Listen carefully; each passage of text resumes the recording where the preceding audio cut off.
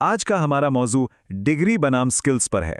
चलिए जरा गहराई से समझते हैं कि आखिर हमारी भारतीय शिक्षा प्रणाली फेल क्यों हो रही है। हर साल भारत में लाखों स्टूडेंट्स के हाथ में डिग्री तो आ जाती है, लेकिन एक कड़वा सच ये है कि उनमें से ज्यादातर के हाथ खाली रह जाते हैं, नौकरी नहीं मिलती। अब देखिए, बात ये बिल्कुल नहीं है कि स्टूडेंट्स में कोई कमी है या वो काबिल नहीं है। असली सवाल, बड़ा सवाल तो ये है कि आखिर हमारे एजुकेशन सिस्टम में गड़बड़ कहाँ है, ये फेल क्यों हो रहा है। तो चलिए इस समस्या की पहली परत को खोलते हैं।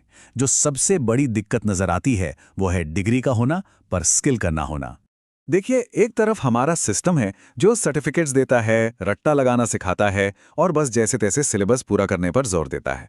और दूसरी तरफ है कंपनियां, जिन्हें चाहिए स्किल्स, कॉन्फिडेंस और असल दुनिया का तजुर्बा। मतलब जो सिखाया जा रहा है और जो असल में चाहिए, उसमें जमीन आसमान का फर्क है। तो ये तो साफ है कि एक बहुत बड़ा गैप है, पर सवाल ये उठता है कि ये सिस्टम आखिर इस हाल में पहुंचा कैसे, ये फेल हो क्यों रहा है। इसकी एक सबसे बड़ी वजह है हमारा आउटडेटेड सिलेबस। जरा सोचकर देखिए, आज जब दुनिया एआई और मशीन लर्निंग की बात कर रही है, हमारे कई कॉलेजों में आज भी वही 10-15 साल पुरानी टेक्नोलॉजी पढ़ाई जा रही है। और कुछ बदला ही नहीं है। सालों से वही पुराने नोट्स चल रहे हैं, वही घिसा पीटा एग्जाम का पैटर्न है और वही रट्टा मारने वाला सिस्टम। मतलब हमारा एजुकेशन सिस्टम वक्त के साथ आगे बढ़ने में पूरी तरह से नाकाम रहा है। अब आते हैं एक ऐसी चीज पर जो आजकल शिक्षा का दूसरा नाम ही बन गई है, कोचिंग। सवाल यह है कि ये एक इंडस्ट्री है या हमारे सिस्टम के लिए जहर बन चुकी है। ये एक ऐसा चक्रव्यूह है जिसमें एक स्टूडेंट फंसता ही चला जाता है। स्कूल की पढ़ाई के लिए कोचिंग, फिर कॉलेज में एडमिशन के लिए कोचिंग और डिग्री लेने के बाद नौकरी पाने के लिए फिर से कोचिंग।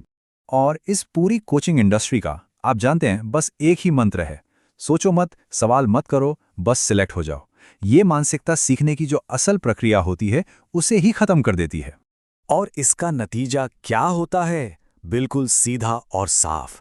स्टूडेंट्स की जो अपनी सोचने समझने की शक्ति है, जो क्रिएटिविटी है, वो खत्म हो जाती है। प्रेशर इतना बढ़ जाता है कि वो सीखने वाला इंसान के बजाय एक रोबोट बनकर रह जाते हैं। इस पूरे सिस्टम के बीच में जो असल में पिस रहा है वो है स्टूडेंट। चलिए अब उसकी उलझन को समझते हैं। एक स्टूडेंट की हालत सोचिए।